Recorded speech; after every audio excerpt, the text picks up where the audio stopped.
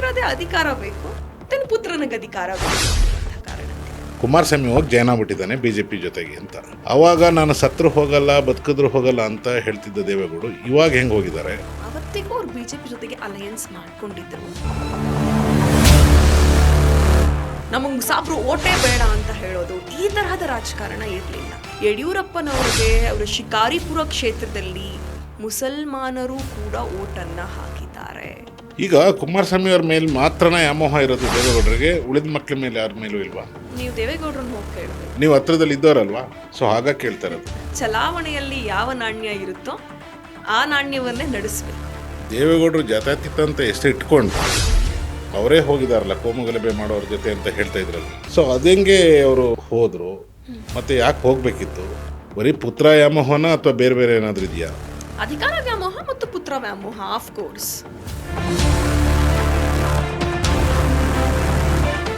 ಮಂಡ್ಯದಲ್ಲಿ ಒಂದು ದೊಡ್ಡ ಇಶ್ಯೂ ಆಯ್ತು. ನರೇಂದ್ರ ಮೋದಿ ಅವರು ಮಂಡ್ಯಕ್ಕೆ ಬರ್ತಾ ಇದ್ರು, ಕಮಾನ್ಗಳನ್ನ ಹಾಕಿ ಉರಿಗೌಡ ನಂಜೇಗೌಡ ದ್ವಾರಕ್ಕೆ ಸ್ವಾಗತ ಅಂತ ಹಾಕ್ಬಿಟ್ಟಿದ್ರು. ಇದೇ HD ಕುಮಾರಸ್ವಾಮಿ ಅವರು ಈ ತಕ್ಷಣ ಆ ಉರಿಗೌಡ ನಂಜೇಗೌಡ ಅನ್ನುವಂಥ ಕಾಲ್ಪನಿಕ ಕಟ್ಟು ಕಥೆಗಳೇನಿದಾವೆ, ಈ ಕಾಲ್ಪನಿಕ ಕಟ್ಟು ಕಥೆಗಳು ಮಂಡ್ಯದ ಹಿಂದೂ ಮುಸಲ್ಮಾನರ ಸೌಹಾರ್ದತೆಯನ್ನ ಕೆಡುತ್ತೆ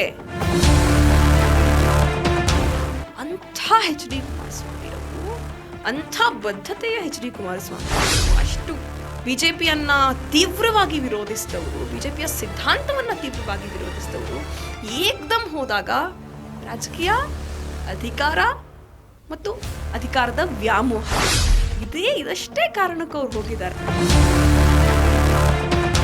ಸೊ ಹಾಗಾಗಿ ನೀವು ಯಾವಾಗಲೂ ಚಲಾವಣೆಯಲ್ಲಿ ಇರಬೇಕು, ಮನೇಲಿ ಇರಬಾರ್ದು ಅನ್ನೋದಕ್ಕೋಸ್ಕರನೇ ಕಾಂಗ್ರೆಸ್ಗೆ ಬಂದ್ರ? ನಾನೇನ್ ರಾಜಕೀಯಕ್ಕೆ ಬಂದು ಚಲಾವಣೆಗೆ ಬಂದವಳಲ್ಲ. ನಾನು ನನ್ನ ಹೋರಾಟ, ನನ್ನ ಸೈದ್ಧಾಂತಿಕ ಸಂಘರ್ಷಗಳ ಮೂಲಕ ಮುನ್ನೆಲೆಗೆ ಬಂದವಳು. ಹಾಯ್ ನಜ್ಮಾ. ಹಲೋ, ನಮಸ್ಕಾರ. ನಮಸ್ತೆ. ಹೇಗಿದ್ದೀರಾ? ನಾನು ಸೂಪರ್ ಆಗಿದ್ದೀನಿ ಆಸ್ ಯೂಶುವಲ್. ನೀವು ಹೇಗಿದ್ದೀರಾ? First class. ಹೇಗೆ ನಡೀತಾ ಇದೆ? Everything is going good. ಹೇಳ್ತಾ ಇದ್ರಿ ಅವರು JDS ಅವರು BJP ಅವ್ರ ಜೊತೆ ಹೋಗಿದ್ದಾರೆ, ಹೌದು, ಇನ್ಕ್ಲೂಡಿಂಗ್ ದೇವೇಗೌಡರು ಅಲ್ವಾ? ಇದೇ ದೇವೇಗೌಡರು 2005-06 ಅಲ್ಲಿ ಅನ್ಸುತ್ತೆ ಕುಮಾರಸ್ವಾಮಿ CM ಆಗಿದ್ದಾಗ ಇವ್ರಿಗೆ ಹೇಳಿರ್ಲಿಲ್ಲ ಅಂತ ದೇವೇಗೌಡರು ಹೇಳೋದು, ನನಗೆ ಏನು ಹೇಳಿರ್ಲಿಲ್ಲ, ಕುಮಾರಸ್ವಾಮಿ ಹೋಗಿ ಜಾಯ್ನ್ ಆಗ್ಬಿಟ್ಟಿದ್ದಾನೆ BJP ಜೊತೆಗೆ ಅಂತ. ಅವಾಗ ನಾನು ಸತ್ರು ಹೋಗಲ್ಲ ಬದುಕಿದ್ರು ಹೋಗಲ್ಲ ಅಂತ ಹೇಳ್ತಿದ್ದ ದೇವೇಗೌಡರು ಇವಾಗ ಹೆಂಗೆ ಹೋಗಿದ್ದಾರೆ? ಅವರು ರಾಜಕೀಯ ಮುತ್ಸದ್ದಿಗಳು, ಅವ್ರ ಬಗ್ಗೆ ಕಮೆಂಟ್ ಮಾಡುವಷ್ಟು ದೊಡ್ಡವಳು ನಾನಲ್ಲ.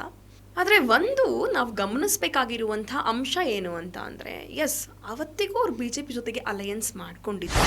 ಆ ಟೈಮಿನ BJPಯೇ ಬೇರೆ ಆಗಿತ್ತು. ಆ ಟೈಮಿನ BJP ಕರ್ನಾಟಕದಲ್ಲಿ ಇಷ್ಟೊಂದು ಕೋಮು ಧ್ರುವೀಕರಣದ ಕಡೆಗೆ, ಇಷ್ಟೊಂದು ದ್ವೇಷ ರಾಜಕಾರಣದ ಕಡೆಗೆ ಹೆಜ್ಜೆಯನ್ನು ಇಟ್ಟಿರಲಿಲ್ಲ.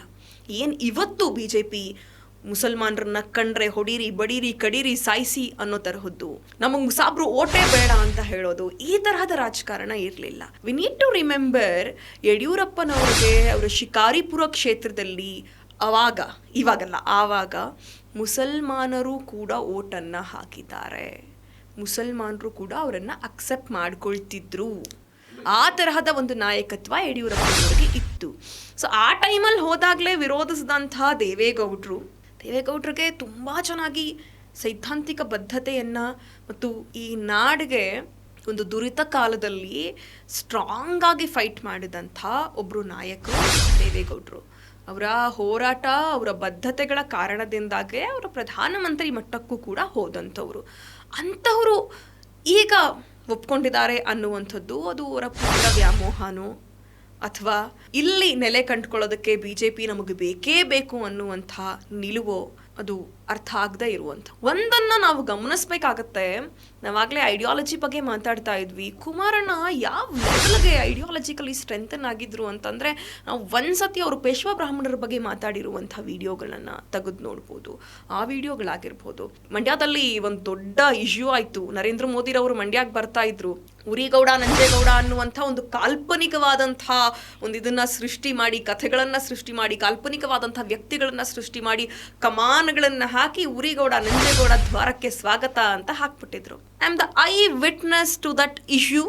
ಮಂಡ್ಯದಲ್ಲಿ ಹೀಗೆ ಹಾಕಿದ್ದಾರೆ ಅಂತ ಗೊತ್ತಾದ ತಕ್ಷಣ ಇದೇ HD ಕುಮಾರಸ್ವಾಮಿ ಅವರು ನಮ್ಮ ಮಂಡ್ಯದ MLC ಒಬ್ಬರನ್ನ ಕರೆದು ಈ ಥರದ್ದೇನೋ ಹಾಕಿದಾರಂತ್ರಲ್ರಿ ಅಂತ ಕೇಳಿ, ಈ ತಕ್ಷಣ ಆ ಉರಿಗೌಡ ನಂಜೇಗೌಡ ಅನ್ನುವಂಥ ಕಾಲ್ಪನಿಕ ಕಥೆಗಳೇನಿದ್ದಾವೆ, ಈ ಕಾಲ್ಪನಿಕ ಕಥೆಗಳು ಮಂಡ್ಯದ ಹಿಂದೂ ಮುಸಲ್ಮಾನರ ಸೌಹಾರ್ದತೆಯನ್ನ ಕೆಡುತ್ತೆ.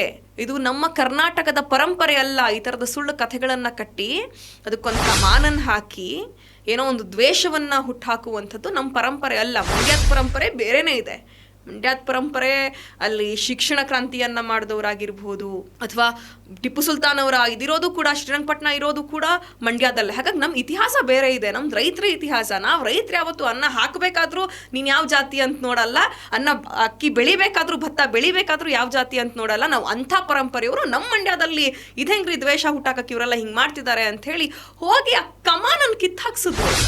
ಇಲ್ಲಿಂದ ಹುಡುಗನ ಕಳಿಸಿ ಅಲ್ಲೆಲ್ಲ ಮೊಬಿಲೈಸ್ ಮಾಡಿ ಮಂಡ್ಯದಲ್ಲಿ ನಮ್ಮ ಒಕ್ಕಲಿಗರು ಹೆಂಗಿರಬೇಕು, ನಾವು ಕುವೆಂಪು ಸಿದ್ಧಾಂತದಲ್ಲಿ ಬದುಕ್ತಿರೋರು, ದ್ವೇಷದ ಸಿದ್ಧಾಂತದಲ್ಲ ಅಂತ ಹೇಳಿಬಿಟ್ಟು ಆ ಕಮಾನನ್ನು ಕಿತ್ತಾಕ್ಸಿದ್ರು.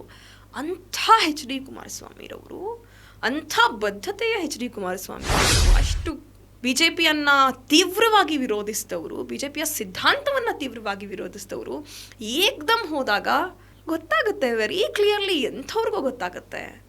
ರಾಜಕೀಯ, ಅಧಿಕಾರ ಮತ್ತು ಅಧಿಕಾರದ ವ್ಯಾಮೋಹ, ಇದಷ್ಟೇ ಕಾರಣಕ್ಕೆ ಅವ್ರು ಹೋಗಿದ್ದಾರೆ ವಿನಃ ಇನ್ನೇನೋ ಅಲ್ಲಿಯ ಐಡಿಯಾಲಜಿಗಳು ಅಥವಾ ಅಲ್ಲಿಯ ಸಿದ್ಧಾಂತಗಳೇನೋ ಇಷ್ಟ ಆಗ್ಬಿಟ್ಟಿದ್ದಾವೆ ಅನ್ನೋದೆಲ್ಲ ಸುಮ್ಮನೆ ಸುಳ್ಳು. ಇವಾಗ ಜಾತ್ಯತೀತ ಅಂತ ಹೇಳ್ತಾ ಇದ್ರಲ್ಲ, ದೇವೇಗೌಡರು ಜಾತ್ಯತೀತ ಅಂತ ಎಷ್ಟು ಇಟ್ಕೊಂಡು ಅವರೇ ಹೋಗಿದಾರಲ್ಲ ಕೋಮುಗಲಭೆ ಮಾಡೋರ ಜೊತೆ ಅಂತ ಹೇಳ್ತಾ ಇದ್ರಲ್ಲ, ನೀವು ಅವ್ರ ಜೊತೆ ಹೋಗಿದ್ದಾರೆ ಅಂತ ಹೇಳ್ತಾ ಇದ್ದೀರ. ಸೊ ಅದೆಂಗೆ ಅವರು ಹೋದ್ರು, ಮತ್ತೆ ಯಾಕೆ ಹೋಗ್ಬೇಕಿತ್ತು? ಬರೀ ಪುತ್ರ ವ್ಯಾಮೋಹನ ಅಥವಾ ಬೇರೆ ಬೇರೆ ಏನಾದ್ರೂ ಇದೆಯಾ? ಅಧಿಕಾರ ವ್ಯಾಮೋಹ ಮತ್ತು ಪುತ್ರ ವ್ಯಾಮೋಹ, ಆಫ್ ಕೋರ್ಸ್ ಅದೆರಡೇ ಅಂತ ನಾನು ಭಾವಿಸ್ಕೊಳ್ತೀನಿ. ಯಾಕಂದರೆ ಈ ವಯಸ್ಸಲ್ಲಿ ಅವರ ತುಂಬ ವಯಸ್ಸನ್ನು ಅವರು ಈ ನಾಡು ನುಡಿ, ಇಲ್ಲಿನ ರೈತರು, ಈ ದೇಶ ಅಂತ ಕಳೆದವರು. ಇಂತಹ ಒಬ್ಬ ವ್ಯಕ್ತಿ ಈ ಸಂದರ್ಭದಲ್ಲಿ ಹೋಗೋದಕ್ಕೆ ಬೇರೆ ಇನ್ನೇನು ಕಾರಣ ಇರುತ್ತೆ? ಅವ್ರಿಗಂತೂ ಈಗ ಅಧಿಕಾರ ಬೇಕು ಅನ್ನುವಂಥ ಹಪಾಪಿ ಆಗಲಿ ಬೇರೆ ಇನ್ನೇನು ಇಲ್ಲ. ಏನಕ್ಕೆ ಹೋಗಿದ್ದಾರೆ? ಇಟ್ಸ್ ವೆರಿ ಕ್ಲಿಯರ್, ಹೋಗಿರೋದೇ ಅಧಿಕಾರ ಬೇಕು, ತನ್ನ ಪುತ್ರನಿಗೆ ಅಧಿಕಾರ ಬೇಕು ಅಂತ ಕಾರಣಕ್ಕೆ. ಈಗ ಕುಮಾರಸ್ವಾಮಿ ಅವ್ರ ಮೇಲೆ ಮಾತ್ರನ ವ್ಯಾಮೋಹ ಇರೋದು ದೇವೇಗೌಡರಿಗೆ, ಉಳಿದ ಮಕ್ಕಳ ಮೇಲೆ ಯಾರ ಮೇಲೂ ಇಲ್ವಾ? ನೀವು ದೇವೇಗೌಡರನ್ನ ಹೋಗಿ ಕೇಳಬೇಕು. ಅಲ್ಲ, ನೀವು ನೋಡಿದ್ದೀರಲ್ಲ, ನೀವು ಹತ್ರದಲ್ಲಿ ಇದ್ದವರಲ್ವಾ, ಸೊ ಹಾಗಾಗಿ ಕೇಳ್ತಾ ಇರೋದು. ಮೇ ಬಿ ಅನ್ಸುತ್ತೆ. ಅಂದರೆ ರಾಜಕಾರಣ ಹೇಗಿರುತ್ತೆ ಅಂದರೆ, ಚಲಾವಣೆಯಲ್ಲಿ ಯಾವ ನಾಣ್ಯ ಇರುತ್ತೋ ಆ ನಾಣ್ಯವನ್ನೇ ನಡೆಸಬೇಕು. ಈಗೊಂದು ನಾವು ಲೂಡೋ ಆಡ್ತಿರ್ತೀವಿ, ಲೂಡೋನಲ್ಲಿ ಆ 6 ಬಿದ್ದು ಯಾವ ಕಾಯಿನ್ ಹೊರಗಡೆ ಬಂದು ಚಲಾವಣೆ ಆಗ್ತಿರುತ್ತೋ, ನಾವು ನೆಕ್ಸ್ಟ್ ಹಾಕೋ ದಾಳಗಳೆಲ್ಲವೂ ಕೂಡ ಆ ಕಾಯಿನ್ ಅಷ್ಟೇ ಚಲಾವಣೆ ಆಗ್ತಿರುತ್ತೆ, ಇನ್ನು ಉಳಿದವು ಮನೇಲೇ ಇರ್ತವೆ. ಸೊ ಮನೇಲಿರೋ ಕಾಯಿನ್ ಬಗ್ಗೆ ಅಯ್ಯೋ ಈ ಕಾಯಿನ್ ಮೂವ್ ಆಗ್ತಿಲ್ವೇ ಅಂತಂದರೆ ಉಪಯೋಗಕ್ಕೆ ಬರಲ್ಲ ಅದು. ಸೊ ಹಾಗಾಗಿ ನೀವು ಯಾವಾಗಲೂ ಚಲಾವಣೆಯಲ್ಲಿ ಇರಬೇಕು, ಮನೇಲಿ ಇರಬಾರ್ದು ಅನ್ನೋದಕ್ಕೋಸ್ಕರನೇ ಕಾಂಗ್ರೆಸ್ಗೆ ಬಂದ್ರ? ರಾಜಕೀಯ ಅಂದ್ರೇನೆ ಚಲಾವಣೆ, ಚಲನಶೀಲತೆ. ಚಲಾವಣೆಗೆ ಇರಬೇಕು ಅಂತ ಏನು ಬಂದಿಲ್ಲ. ನನ್ನ ವ್ಯಕ್ತಿತ್ವ ಏನಿದೆ ಇದು ಸದಾಕಾಲ ಹೋರಾಟದ ವ್ಯಕ್ತಿತ್ವ. ನಾನೇನು ರಾಜಕೀಯಕ್ಕೆ ಬಂದು ಚಲಾವಣೆಗೆ ಬಂದವಳಲ್ಲ. ನಾನು ನನ್ನ ಹೋರಾಟ, ನನ್ನ ಸೈದ್ಧಾಂತಿಕ ಸಂಘರ್ಷಗಳ ಮೂಲಕ ಮುನ್ನೆಲೆಗೆ ಬಂದವಳು. ಎಲ್ಲೋ ಒಂದು ಪ್ರೊಟೆಸ್ಟ್ ನಡೀತಾ ಇತ್ತು, ಆ ಪ್ರೊಟೆಸ್ಟನ್ನು ನೋಡಿದಂಥ ಚಿಕ್ಕ ಹುಡುಗಿ ನಾನು. ಅವಾಗ 16-17 ವರ್ಷದ ಹುಡುಗಿ.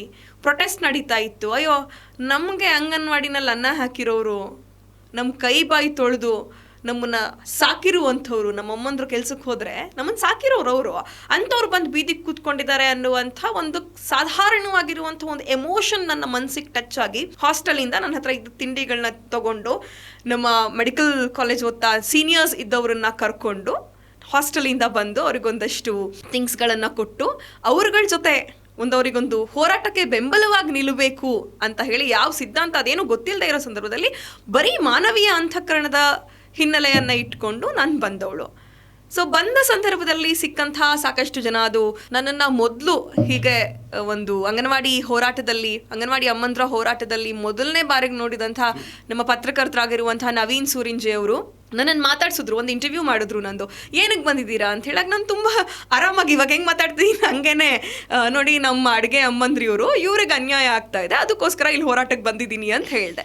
ಅಲ್ಲಿಂದ ಅವ್ರಗಳ ಜೊತೆಗೆ ಸೇರಿಕೊಂಡು ದಿನೇಶ್ ಮಟ್ಟು ಸರ್ ಆಗಿರ್ಬೋದು, ಮುನೀರ್ ಕಾಟಿಪಳ್ಳ ಅವರಾಗಿರ್ಬೋದು, ಅವತ್ತಿಗೆ ಇನ್ನು ಜೀವಂತವಾಗಿದ್ದಂಥ ನಮ್ಮೆಲ್ಲರ ಪ್ರೀತಿಯ ಗೌರಿ ಲಂಕೇಶ್ ಅವರಾಗಿರ್ಬೋದು, ಇವರೆಲ್ಲರ ಒಡನಾಟಗಳು ನನ್ನನ್ನು ಹೋರಾಟ ಮತ್ತು ಸೈದ್ಧಾಂತಿಕವಾಗಿ ಗಟ್ಟಿಗೊಳಿಸ್ತಾ ಬಂದು, ಆ ಮೂಲಕ ನಾನು ಹೋರಾಟ ಮತ್ತು ಸಾಮಾಜಿಕ ಬದುಕಿಗೆ ಬಂದವಳು. ಸೊ ರಾಜಕೀಯಕ್ಕೆ ಬಂದು ಚಲಾವಣೆಯಲ್ಲಿ ಇರಬೇಕು ಅನ್ನುವಂಥದ್ದು ಯಾವ ಥರದ್ದು ಇಲ್ಲ.